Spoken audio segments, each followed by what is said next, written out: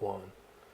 Hi, this is William Ramsey. Welcome to William Ramsey Investigates. On tonight's show, I have a very special guest. Her name is Gera-Lind Kolarik. She is the author of 3 books. The book we'll be discussing tonight is Freed to Kill, the true story of serial murderer Larry Eyler, a series of serial murders that took place in the Midwest.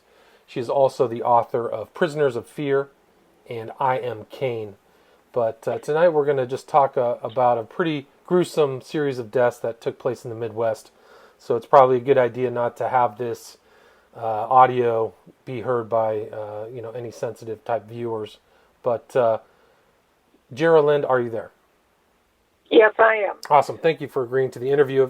People who don't know of your name, could you talk a little bit about your background and how you became interested or involved really in this subject?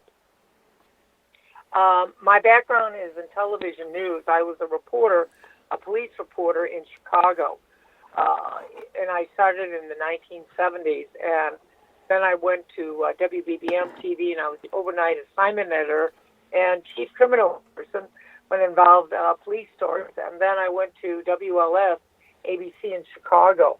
And while being an assignment editor on the desk, you make beat checks as reporters on finding out cases, and I saw an unusual pattern that I felt was beginning in some of the outer counties in Illinois, Kankakee counties, a body of a young boy that was found in a field, stabbed multiple times, 30 times, and without any identification. And then what was happening was that in Lake County, Illinois, like about 100 miles away, we were starting to find some bodies of men that were found without identification. The pants pulled down, had multiple stab wounds. And, of course, the police thought maybe they were drug-related murders, and people were dragged across the field, and nobody wanted to identify them.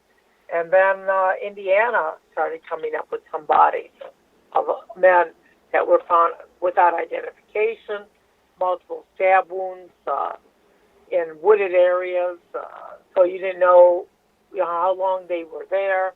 And I had a coroner friend in Indiana contact me on a beat check and saying, can you help us in doing some type of ID by having your court artist do some sketches on 3 of our victims? We think that maybe they're from Chicago, and we feel that maybe they may be gay men, and male prostitutes, and that's how I figured we had a homosexual serial killer. We did do some artist drawings, but at that time, WLS didn't want to run the story nor the artist drawings, so our gay newspaper in Chicago ran the artist pictures, and guess what? A week later, everybody was identified. All 3 men were identified, and they were male prostitutes. Gotcha. And so I felt that we had a serial killer. And that was roughly 1982, is that correct? Yep, 1982. And then 1983, on September 17th, a young boy was found dead in Lake County, Illinois, right by Great America. Again, we have pants pulled down and multiple stab wounds, but this time there was a driver's license found in the blood, and there was also a footprint that was found in the dirt because it had just rained the day before, and tire tracks. So now they had a very fresh scene because they were doing construction in the area, and the contractors came the next day and found the body. Okay. So it was started to become very apparent, and I learned that Indiana was looking for a possible homosexual serial killer because they had as many as 9 bodies. Wow. Illinois had 4. But the bodies, like in the different jurisdictions, it seemed like whoever was committing the crimes had started moving from one jurisdiction to another. Is that correct? Absolutely, gotcha. Absolutely. The MO was taking them and out into a rural area and then doing whatever they had to do with them sexually, and then they would stab them multiple times, at least 30 times or more, and leave them to decompose out in the woods. And, they just leave them out there, and the animals would take care of the rest. And I think that the person felt that too many bodies were accumulating in Indiana. That's why they moved more to Illinois. And that's why Lake County near Wisconsin were getting more of the bodies. And there was very sadistic too, right? Their stab wounds are very deep. I think that one of the medical examiners said there was a hunting knife that had to have been 8 inches in length, and some of the stabs were all the way to the hilt, right? Absolutely, they're eviscerated. Eviscerated means that you are cut into pieces inside, like you would put the knife inside and then pull up, and you would rip up all the organs, and you would cause the body parts literally to just ooze out. So they were very vicious stab wounds. It wasn't like just a puncture wound. These were very vicious, cruel attacks. Right, and they were finding on some of the bodies, or if not most of them, that the wrists had evidence that they were handcuffed too, correct? Right, some type of ligature. Ligature. Mostly it was handcuffs. And one of the hands in Lake County was cut off. And eventually we learned that on the victim, Ralph Ferreira, the idea is that he could not find the handcuff key. So he had to cut off the hand. I see. To cut off the hand, So, the perpetrator to cut off the hand to get the cuffs off, correct? you get to get the handcuffs off, correct. Right. Gotcha. So, and we had as many as 25 bodies. Because of the Ralph Calise murder, I was very much aware that there was a task force in Indiana, and I told the sheriff in Lake County, William Babcock at that time, that there was a task force that was looking at their murders in Indiana, and I said, I think it's a serial killer, and I gave him the name of Frank Love, who was head of the task force, suggested that they call him, and the sheriff said to me, you stick with covering the news, and I'll stick with being a cop. And he called me that night, and he said, Agatha Christie, you have one heck of a story. We're meeting with the task force the next day. And that's when we wrote the story at Channel 7. Gotcha. And you said, I think you read at one time, you were the only person who realized at one time that the bodies are linked to the bodies found in Indiana. So yeah, so that's kind of your direct tie to this serial murder. Right, because as a news person, I save all my notes whenever there was a body found, and I put them in a folder called Unidentified Bodies. And I saw the similarities. It was stab wounds. I'll be honest, William. It was a stab wounds that made me think this is a crime of passion of some kind, not your typical drug-related murder. Right, and there were some comparisons. I think the police were comparing this series of death to John Wayne Gacy, who was also from the Chicago area, and the Atlanta child murders, just in the kind of total number of victims. Not too much in that, because the MO was completely different. Gotcha. And with Gacy, all the bodies were buried underneath the house. The Atlanta children murders, that is true, because I remember sending our reporter out to Atlanta concerning this, and trying to see if there was any kind of link with that. And then, how did it progress? I mean, what were the next steps, and how the police investigation and your investigation kind of continued to unfold what was happening? Well, right after the task force meeting, incredible as it was, there was a traffic stop in Indiana, like a week to 2 weeks after, where a trooper saw a man leaving a pickup truck going into a ditch with a young boy, and he ran the license, and he saw that the man was a suspect in a number of serial killings, because Larry Eyler's name was given out given to the task force as a possible suspect, and because he was involved in S&M and other situations in a previous crime 10 years earlier, where a man survived a very vicious stabbing. And that was Mark Henry, right? That's how you start your book. Right. Well, yeah, right. But I changed the name of the guy. Okay. But I called him Mark Henry. Right. And he saw that he was a possible suspect, so he went down into the ditch, the police officer, and brought Eyler and the young boy out of there. And he handcuffed Larry Eyler, and he put him in a squad car, and for the task force, and then he had the tow truck towed back to the police station. And then while at the police station, they searched the vehicle, and they found a knife there that appeared to have blood on it, and they found boots that apparently had blood on it, because at the crime scene of Ralph Kalisz, the police let them know that they found tire tracks and they found boot prints. So what happened was that now they had what they felt was physical evidence from the task force, because Lake County 2 weeks earlier met with the task force and told them what evidence they had. So they felt that they had a serial killer. And they called the task force, and they let the young boy go after the young boy told them he offered me $100 if I would have S&M sex with him, and allowed me to tie him up. But this young boy was going to be perhaps the next victim of Larry Eyler. Gotcha. And that's what happened. And there was kind of a type of all these victims that were associated with Eyler, correct? They were all around 18 to 26 or something? Yeah, they were young men. Mostly, I'd say mostly in their 20s. These were men that were in their 20s. College-aged men? Right, yeah, college-aged men, male prostitutes or gay men, and they were the victims of Larry Eyler, but mostly of them were prostitutes. Yeah. Gotcha. And did he pick up? Right, and so when they found out and kind of studied Eyler, they found he was driving. He was never in one place at any time. He seemed to be driving around or kind of on the freeways or highways. Is that correct?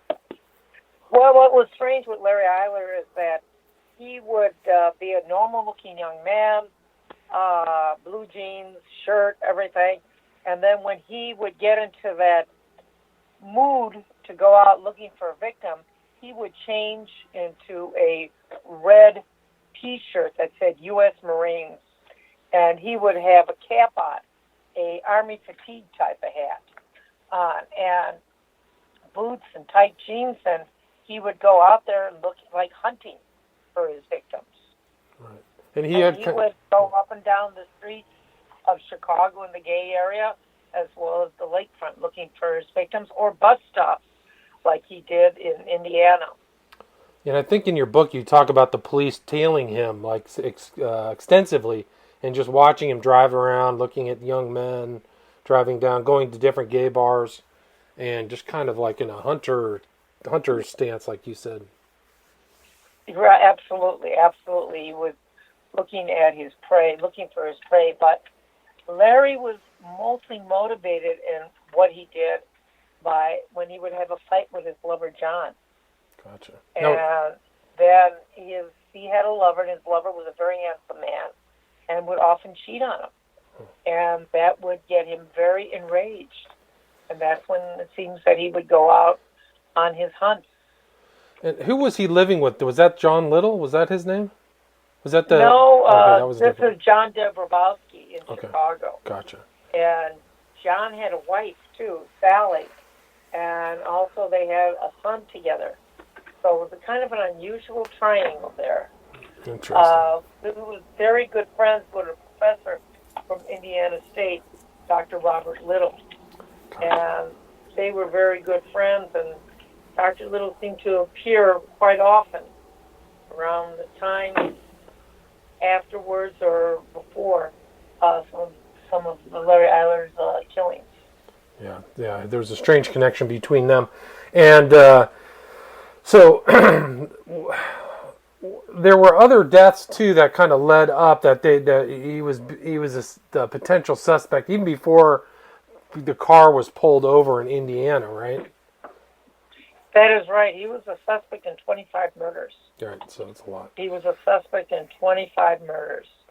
And there were some other bodies found in Ohio that they think that perhaps he was involved in. Police also believe that he didn't act alone. They were trying to track down leads that he was part of an S&M ring and a snuff film ring, in which there would be a movie would be made of actual killings. And there was a barn found in Lowell, Indiana, where we found a mass grave of 4 victims. And I remember going into that barn with the police and looking, and there were nails up there, like you would have put in lights, and that really scared me. That was really unusual. No electricity in there, but it looked like somebody could have been doing some type of video inside that barn. And that was when you kind of helicoptered in when the police were also kind of taking a look at that barn, correct? Yep, Right. yep. And we also contacted a local affiliate up in that area, and sure enough, they had the video of that. And that's how we broke with our story, too, because I would save some of the video from other affiliates up in Indiana whenever there was a body. I heard about a body and thinking that it may be a link. So I had 3 or 4 videotapes. Back then, it was the big 3/4-inch tapes. Right. In my locker at Channel 7. So when we were ready to break with the Eyler story, we had enough stuff to go with. Gotcha. So after... And Eyler even did an interview with us. He even did an interview with us. Oh, interesting. His pickup truck was stopped. Yeah, and he did a silhouette interview with Jay Levine. How did that progress? Saying that he was a victim. He was Okay. a victim, and that the police violated his rights, and that they just picked on him because he was a gay man. Gotcha. So it was the gay man excuse. So, But there was, after he was pulled over by the police, it started this kind of legal wrangling that ended up not making the state and the police officers look good, correct? that is correct. Larry Eyler, after they found the knife and they found the boot,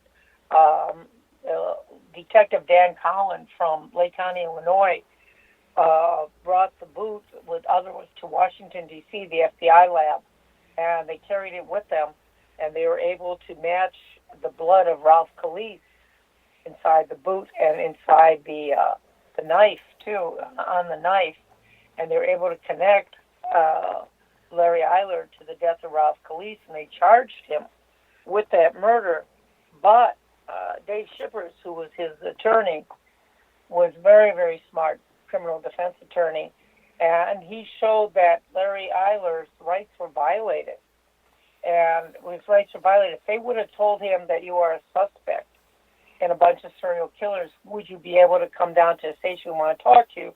Eyler probably would have, and would have signed papers allowing them to search his vehicle, which he eventually did.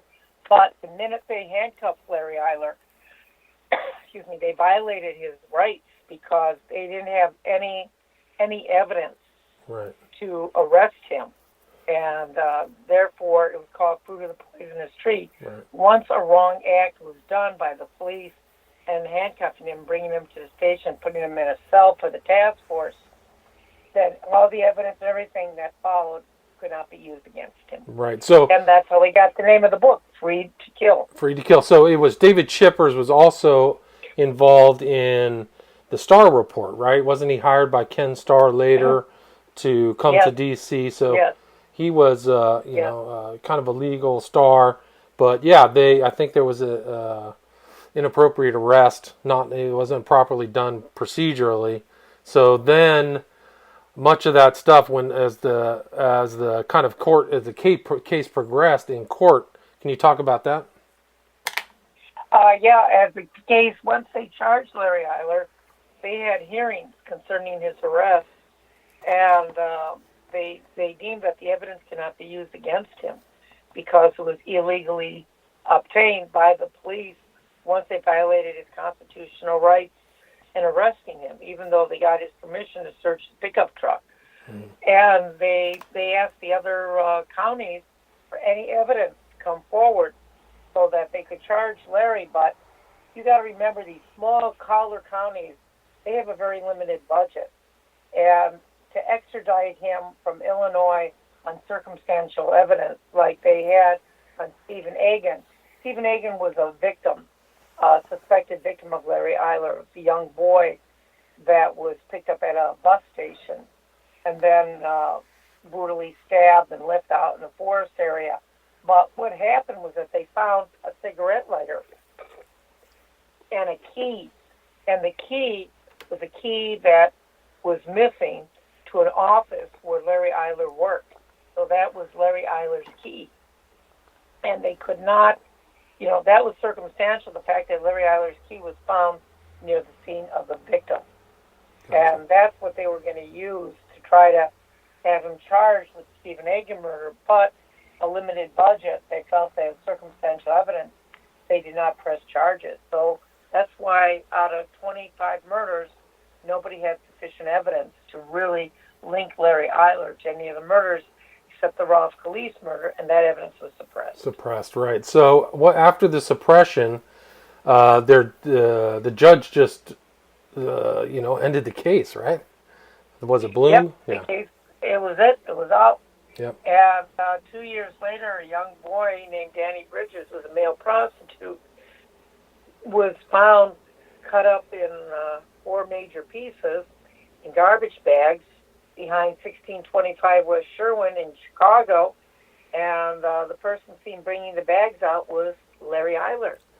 So the young boy was, Eyler was charged because the police came into the apartment, did some testing for blood, and found blood all over the bathroom, all over the place, through a procedure called luminol. Mm-hmm. And Larry Eyler was charged with the murder of Danny Bridges. And he was charged, and he was sentenced to death. And one of the oddities is after the case was thrown out and before the murder of Danny Bridges, Eyler was hanging around with shippers, right? Like he was doing work for them at his office or something like that. So you had this kind of guy who was associated with unknown numbers of victims. Like they think that it's 25, but it could be more, right? Well, they believe that in that apartment on Sherwin, he killed another boy by the name of Cowboy. Mm-hmm. And so there was another body that was taken in somewhere in a landfill, yet to be found, cut up. And so that's how he was going to get rid of Danny Bridges, was also put him in garbage bags, put him in a dumpster. The garbage men were supposed to come that day, and then it would go into a landfill, and nobody would have known about the murder of Danny Bridges. He just would have been a male prostitute missing. But then they uncovered it, and they charged him with that. And what was happening was that I went to the trial, and I was writing Free to Kill, and then when the book came out, Larry Eyler's attorney, Kathleen Zellner, contacted me because she was working on his appeal off of death row because she was very interested in the book and the fact that I had this evidence against Eyler with his key and cigarette lighter in Indiana, and she said that Eyler would be willing to confess to some of the murders if I felt also too would cooperate with her, because she said that Larry Eyler didn't act alone, and he named the professor from Indiana State University helping him with the murder of Stephen Egan. And an unknown Chicago author with Chicago View Press, all of a sudden I became a national author overnight with my first book, because Newsweek, Time, and everybody came in there looking at what the stories were, at how the book opened up all these cases. Gotcha, yeah. It's really a great book. I highly recommend it. And for people who don't know, Kathleen Zellner is now associated with Stephen Avery as his attorney, his appellate attorney. I don't know, I haven't followed what's going on at this present time, but I know that, there were appeals filed, etc. Well, she's a good lawyer. And she's a real bulldog. I'll tell you that, getting involved in the cases on this. And when Larry Eyler died in 1995, I called forth Kathleen Zellner to release all information on all the murders, and to clear it for the families. Because originally, when I started writing the book, a lot of the families wanted to know the truth of what happened to their sons. Mm-hmm. A lot of them did not believe that their sons were gay, and it really bothered them, and they wanted to know the truth, how their sons got picked up, were they male prostitutes, and they wanted it for their own conscience. And I felt that I had to help them out to learn the truth So that's what Larry Eyler died of AIDS in 1995 in jail in Statesville in southern Illinois. And the owner came forth and had a news conference and released all the details, highlighting the fact that the book helped solve all them, opened up all these cases. Oh, fascinating. Well, that's great. So when was he scheduled for execution? Do you remember? Did he have an execution date when he was dying?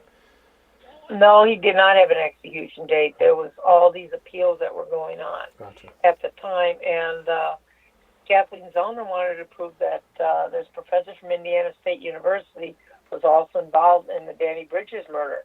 That's why Eyler confessed to the Stephen Hagen murder, and we had this big trial in Indiana, and where he brought this professor was arrested, brought in. It was a jury trial, but the jury didn't want to believe the words of a serial killer on death row, and they found that there wasn't enough evidence to convict Dr. Little. Dr. Little, right. So he was set free, and Eyler went back to death row. Gotcha. But there was also wasn't there another unidentified accomplice who Eyler never said anything about? Is that true? Other than Little? Yep. Yeah. Okay. Yep. There's another alleged accomplice out there, and I never learned the name of the accomplice at all. Gotcha. But Kathleen Zellner tried to get as much evidence as she could. They raided lockups where Dr. Little had a lot of his stuff, and they raided his house and everything the police did looking for evidence. What I was really scared on is that police notified me that Dr. Little had a complete file on me. Oh, wow. And every single clipping, anything I did on television in Indiana, he had recorded. And all this stuff on me. And there was a man that escaped from jail when Dr. Little was in jail. And I was notified by Kathleen Zellner that this man was paid to kill her and me. And that was really strange. And I had Chicago police at my house and everything. And after a week, I said, forget it. You guys go home. You're not going to sit here in my lobby. I'm not afraid. Let a serial killer come and get me. That's okay. It's between them and me. Wow, yeah, man, you were in the thick of it for a long time. How did Zellner get involved in the case? Zellner took it as a pro bono to help him get off of death row. Gotcha. But she's from Michigan or something, right? Isn't she from Michigan? I think she was from Indiana. Oh, okay. And she's a well-to-do lawyer. Her husband is one of the heads of a major bank here in Chicago, and she just was a lawyer that loves to help people and to try to help innocent people to get their say out there and to get off of whatever crimes that they may be innocent of that they've been accused of. Gotcha. So she's a good lawyer. Did they ever do an analysis of Eyler and ascertain why he was so violent, or what his other than sexual motivation, what his motivation for the brutality was? Yes, they did. Larry Eyler had a foster father, and one of the things as the foster father, when he would discipline Larry, he would tie him up and put him in a bathtub and pour hot water from the faucet onto his genitals. And that would enrage Larry, and being tied up would enrage him. And he would get angry, and when he would get very angry, he would live out fantasies of taking people and putting them in place of the person that he's angry about.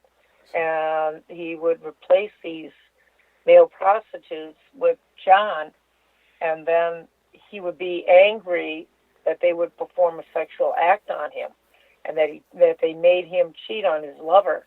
And that's when he would stab him multiple times because of his rage at John. Wow. So he was a borderline personality. He was also schizophrenia.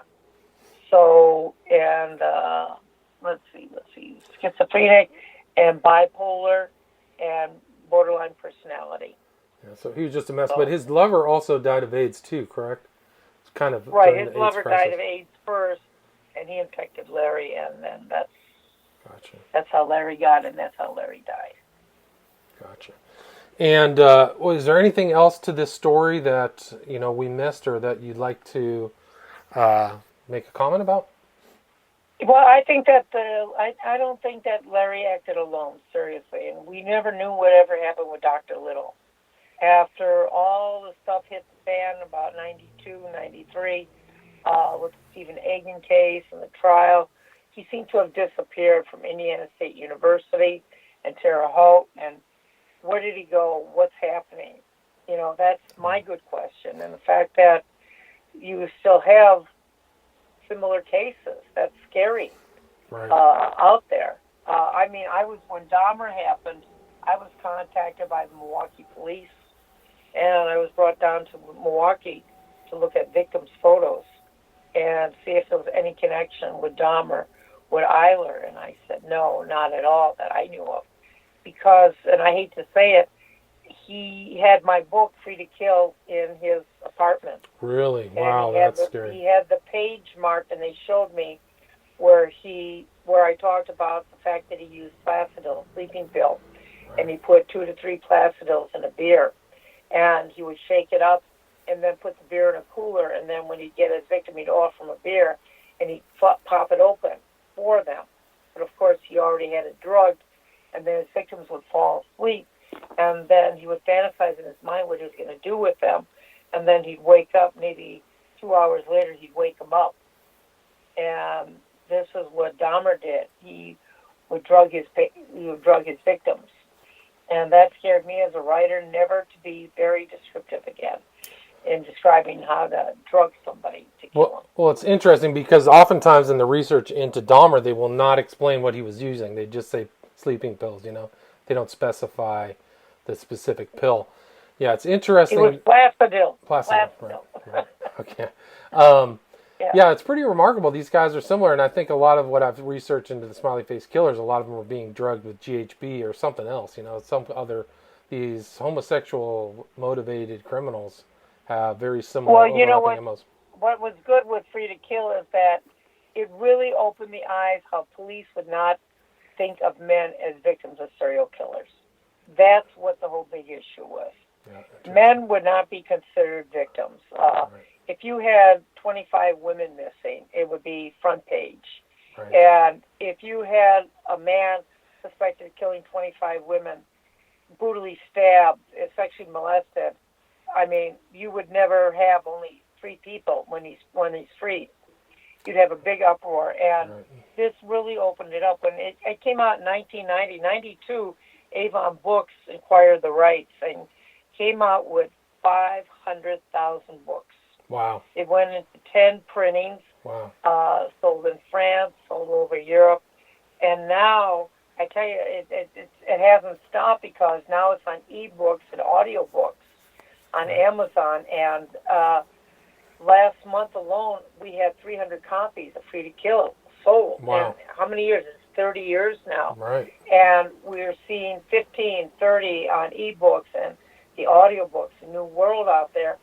So it's like it's never stopped because people are interested in serial killers. Well, yeah, but this case is very relevant. It's I do believe that there's a couple homosexual motivated killers out there, and I think that the Eyler case is actually one that I came across in my research, similar to Dahmer, and so I'm really delighted that you took the time out to talk about your book.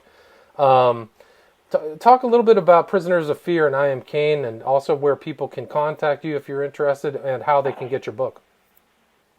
I Am Cain is very much a topic right now because it's the story of Nancy and Richard Langert and their unborn child that were shot and killed by a 16-year-old boy by the name of David Burrell.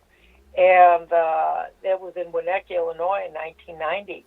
And what makes it unusual is, and making it timely, is that in the last 2 years, the Supreme Court in Washington ruled that it's cruel and unusual punishment to take a 16-year-old child, juvenile, and put them in life in jail. And now David is up for parole at 45. Wow. For the murders. And he's a sociopath. He murdered the young couple because he wanted to create a dossier as a hitman at 16. And this is now becoming, I mean, I was on 48 Hours 2 years ago. I was on Killer Kids. And this summer, the case is going to be coming up. And I'm going to have to testify before the Illinois Supreme Court because I'm the only one that has a psychiatric records on David Burrow. When he tried to poison and kill his family before the murder of Nancy and Richard Langert. So it's a story that gets into the mind of the killer, shows how a child becomes more aggressive as they become a teen and how he becomes a killer, and a story that had so many twists and turns. They thought it was the IRA, the Irish Republican Army. They thought it was a syndicate. They thought it was drug dealing. Nobody ever thought that it would be a 16-year-old boy from a well-to-do family that would have killed it. And Prisoners of Fear is a very unique book about Connie and Wayne Chaney, who was stalked and killed by her husband Wayne.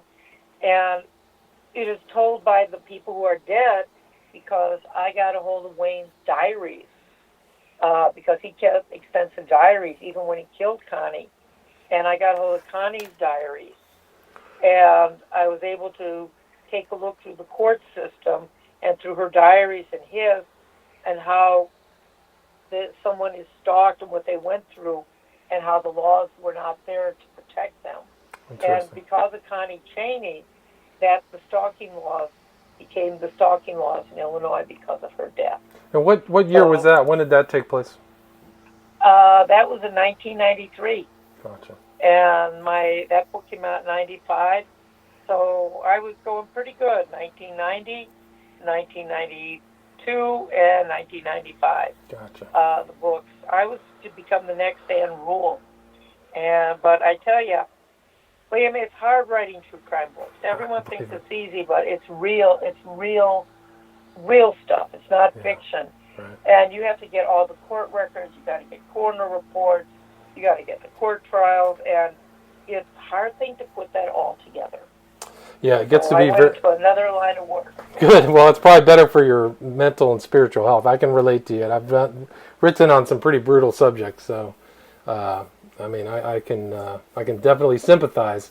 Where can people contact you if anybody's interested in reaching out? Do you have any social media or Twitter or Facebook or anything? Yeah, I've got. I'm on Facebook. I'm on Facebook, Gera-Lind Kolarik, Kolarik, and I'm on Messenger. So that's how people contact me on Messenger, and I'll contact them back. Great. And your first name is spelled Gera dash capital Lind, just for people. Gera-Lind Kolarik. Yeah, Kolarik. And the books, I know you can buy them on Amazon. You can buy them on ebooks, and you can buy them on audiobooks. Awesome. And so they're out there. They're out there. Awesome. And the title of the book we talked about tonight is Freed to Kill: The True Story of Serial Murderer Larry Eyler. Gera-Lind Kolarik. Thank you very much. Thank you. Thanks a lot, William. Awesome. Thank you. Okay. Bye-bye. Bye-bye. Bye. Okay, we're done. We're just